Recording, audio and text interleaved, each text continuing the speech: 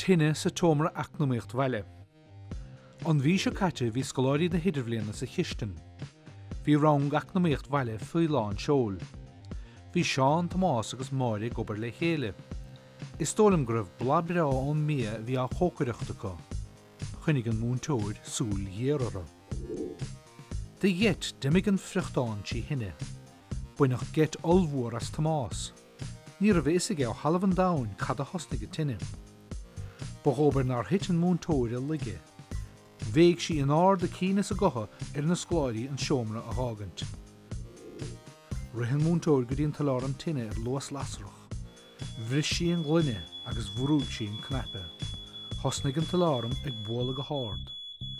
Bhí sé le cloisintir fuid na scoile. Capam gur buinech getas gachtainine.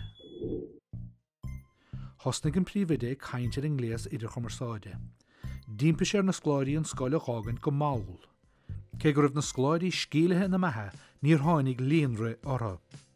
Sílim go inar an driltinine ag chleachta go minic.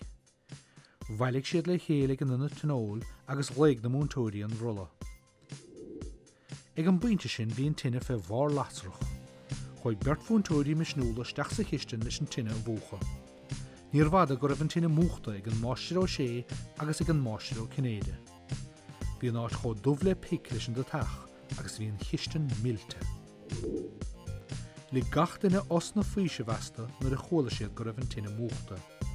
Sin ráite bhí dímár na scoláirí mar go raibh ar a fille ar na rangana. Hiúil siad a John na rangana go máilt síalach. Tugach iad a béal das na scoláirí. Bhí céal cheannaithe go téis na heachtra.